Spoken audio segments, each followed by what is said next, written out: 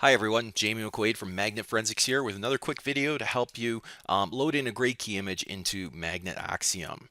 So GrayKey is a great tool that will get you really good acquisition images from iOS devices, even locked ones that you might not know the passcode to. We can support them quite well, so I'm going to show you how to load one in. First, we've got AXIOM up here, but let me show you what a GrayKey image looks like. If I go to my folder structure here, I basically have my evidence images in a GrayKey image here, and there's 4 files that get included in here: backup.zip, files.zip, keychain.plist, and memory.zip. Files.zip contains everything you need. Basically, you can see the file size difference. It's this one's about 5 gigs for me. All the other backup.zip is much smaller. Files.zip is basically the full file system dump of the device loaded in there for you, and that's going to be the main file we're going to load in here.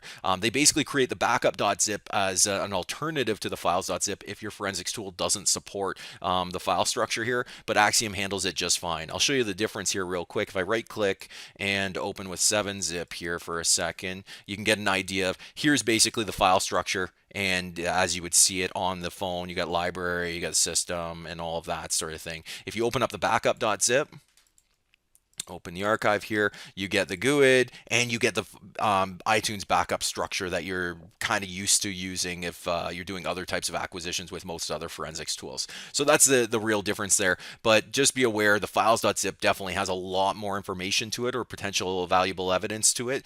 So the files.zip is going to be what we're going to load in here today. We also have keychain.plist. The keychain is there, basically allowing you to have access to the username, passwords, or tokens and that are used for the user. It's a slightly different plist that you would get than the from the iTunes backup or a natural iTunes backup, but same sort of structure there. Then we've got memory.zip or mem.zip, and this is actually a memory dump of the iOS device, which is really great. Most of the time you've never been able to access a memory dump before, but it's worth loading in as an evidence source because it will get you some decent artifacts from memory. So we're going to load those in here and into Axiom. So I've got process open. I've got my case details. I've just called it Axiom GrayKey image. We'll just leave everything else by default there, but move over to evidence sources. Obviously, this is going to be an iOS device, so we're going to go to mobile, iOS, load evidence. Obviously, GrayKey's done the acquisition for us, so we can just go straight to load evidence, and we can load in an image. And if I browse to where that image was stored, I can find it under evidence images and GrayKey.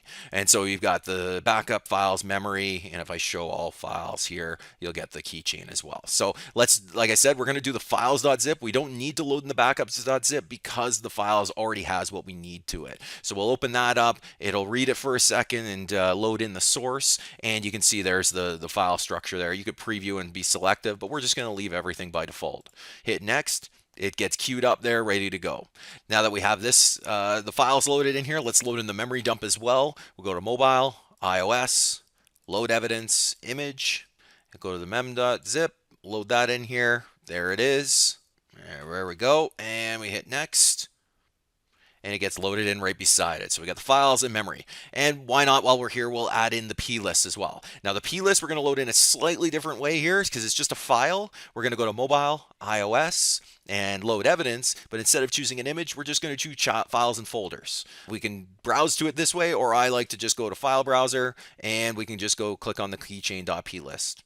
Load it in, there it is. So again, we're not going to load in the backup.zip because everything we need is already in the files one, and Axiom supports the files, no problem. So we'll go through that, and now we just choose our processing details. So if you want to add keywords, you can do that here. Hashing, you can turn on hashing, and you could use the NSRL list for iOS in there if you want.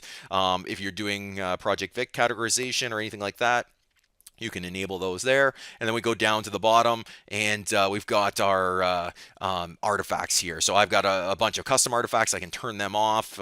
Some of them might be useful, some of them won't be, but we'll just leave everything but the custom artifacts on here. One thing I forgot to add, find more artifacts. The dynamic app finder is actually kind of a useful feature for these GrayKey images, because basically what it does is it will dynamically go out and find SQLite databases that might be of interest to you, either chat databases or potential geolocation data or stuff like that, and it will automatically identify those even if we don't have an artifact for it. So if you want to include that, you can also go through there and run DAF on the GrayKey image, and you'll get some interesting stuff that you otherwise might not have gotten through the regular artifacts. Otherwise, you've got a ton of different artifacts here that you would normally go through for any other iOS or Android device, and then we finally have analyze evidence at the end.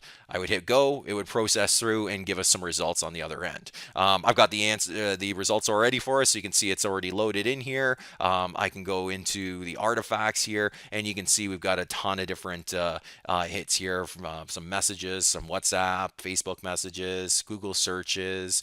You can see some OS artifacts, and just really anything you would find, including email, which we haven't gotten in a long time for iOS devices, but you can actually, because you get a full file system dump of the device, you can even get email from iOS again, which is something we haven't seen in most iTunes backups or anything like that. So that's everything I wanted to show.